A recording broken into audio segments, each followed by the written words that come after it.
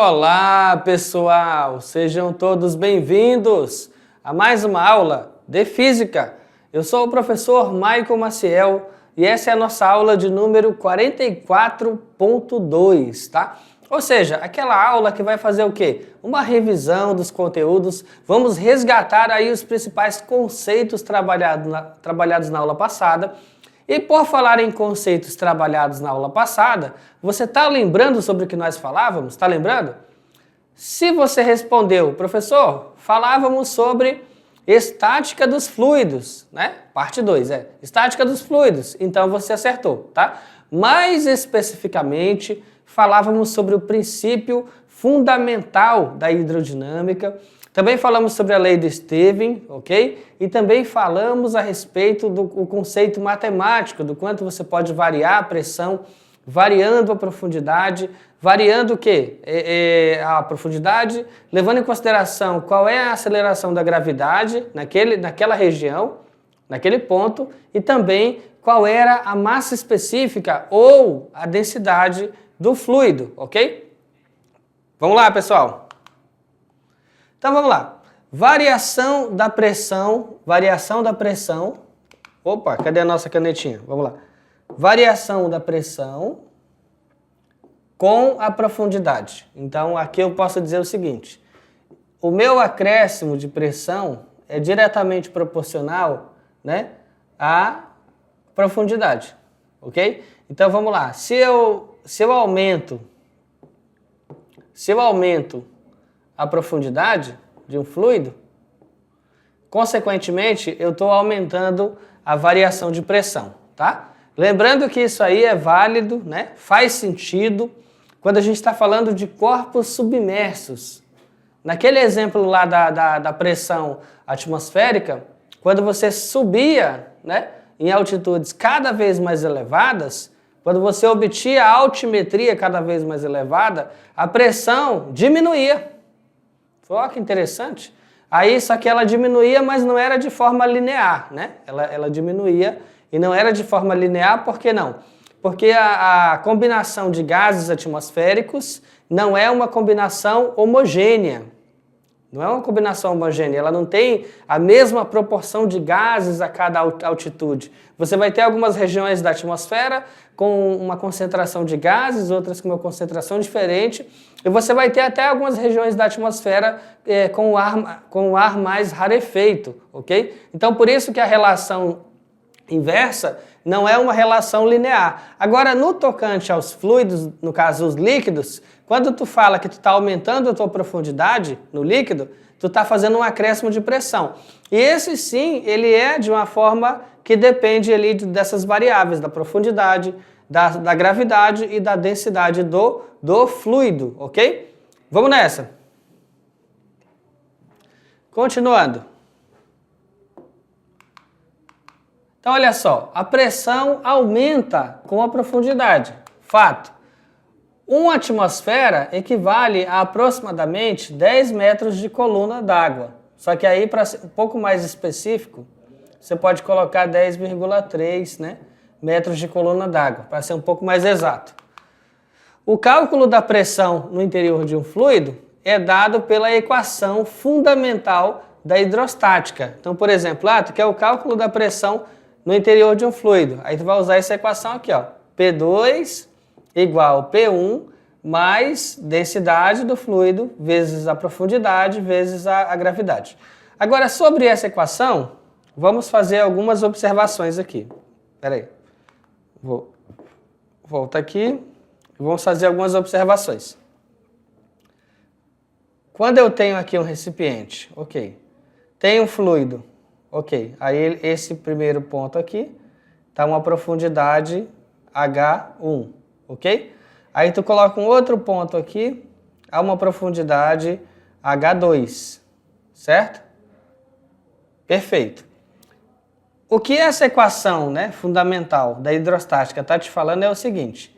Aqui no ponto 2, tu vai ter uma pressão P2. Aqui no ponto 1, você vai ter uma pressão P1.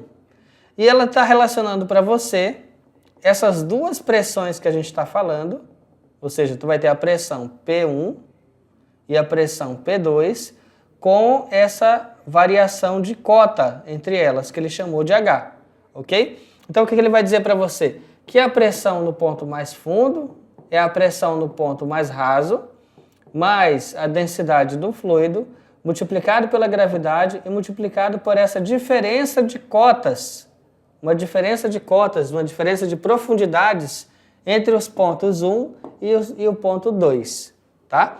Porque se eu falar assim, vezes a profundidade, se eu falasse assim, vezes a profundidade, eu tenho que tomar cuidado. Porque se os dois pontos estão submersos no fluido, e eu falo aqui, a equação aqui, ó, vezes a profundidade, mas calma lá, que profundidade? Se os dois estão submersos. Agora sim, se somente um deles está submerso e o outro está na superfície do fluido, aí faz sentido eu chamar isso de profundidade, porque só tem uma profundidade. Se eu tomar uma medida da superfície do fluido até aquele ponto, de fato é a profundidade. Agora, se eu colocar aqui, esse cara aqui é a profundidade, fica meio confuso, porque profundidade de quem, né? Existe a profundidade do ponto 1, do ponto 2. Então, o que a equação de Steven vai trazer para você é uma diferença de cotas entre os dois pontos. Tudo bem? Vamos nessa. Continuando. Olha só. E se o primeiro ponto for um ponto que está na superfície do fluido, a pressão sobre ele vai ser exatamente a pressão atmosférica. E aí sim, nesse caso, faria sentido chamar isso aqui de profundidade, porque o ponto P2, somente ele está a uma profundidade baseado na superfície desse fluido. Ok, pessoal? E agora um último detalhe, né? A pressão, quando a gente calcula a pressão de alguma coisa, de um pneu, de uma piscina, de qualquer coisa, você vai ter duas escalas de pressão, né? A escala manométrica leva em consideração que você está calculando algo a partir da pressão atmosférica. Então, a pressão atmosférica numa escala manométrica é 0. Ou você está calculando a pressão absoluta. E a pressão absoluta, essa sim é a soma da sua pressão hidrostática mais a pressão atmosférica. Ou seja, considera-se as duas. Tudo bem? Vamos nessa. Então agora, pessoal, olha só. Eu vou dar um tempo, tá? Eu vou dar um tempo para você fazer as questões e daqui a pouquinho a gente volta.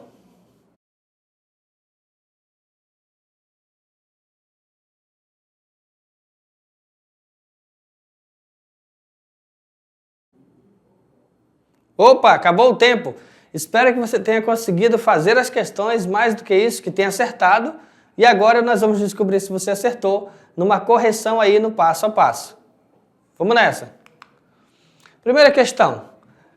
Quando a pressão atmosférica aumenta, né, uma certa quantidade, o que acontece com a pressão absoluta no fundo de uma piscina? Então, olha que interessante. Quando a pressão atmosférica aumenta em uma certa quantidade, o que acontece com a pressão absoluta no fundo de uma piscina? Letra A, não vai mudar? Será? Letra B, aumenta em menor quantidade? Letra C, aumenta na mesma quantidade? Letra D, aumenta em maior quantidade? E letra E, depende da profundidade da piscina. E aí, considerando, pessoal, vamos lá, a equação fundamental da hidrostática, que vai dizer o seguinte, a pressão no fundo da piscina vai ser a pressão atmosférica mais a pressão hidrostática, que é o que? A densidade do fluido vezes a profundidade vezes a gravidade.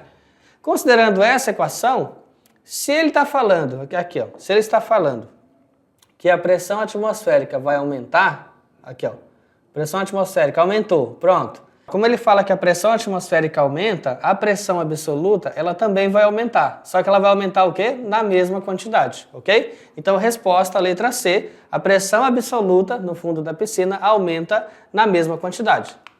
Questão 2. Na figura ao lado, suponha que a pressão 1 seja P1 igual a 2 atmosfera e que em 2 a pressão 2 seja 4,5 atmosferas, ou seja, a pressão no ponto 2, né, é maior do que a pressão no ponto 1. Se por isso, né, por meio de um pistão, a pressão em 1 for aumentada em 6 atmosferas, responda qual será o aumento de pressão em um e em que outro ponto do líquido? Vamos lá.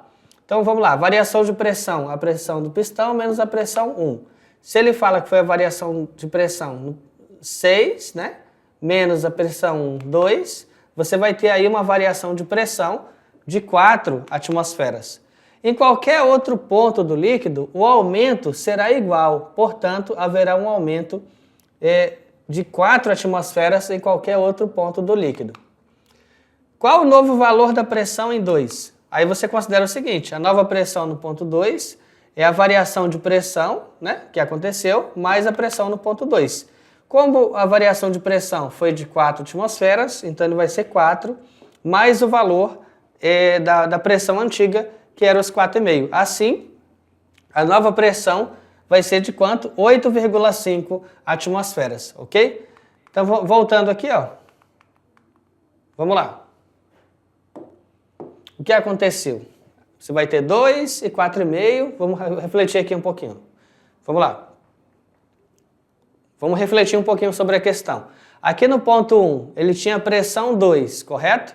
Aí, após uma força aplicada no pistão, essa força, ó, essa pressão no ponto 1, ela se transformou em 6. Aí você fala, bom, se ela era 2 atmosfera e virou 6 atmosfera, aumentou 4. Então, um aumento de pressão de 4.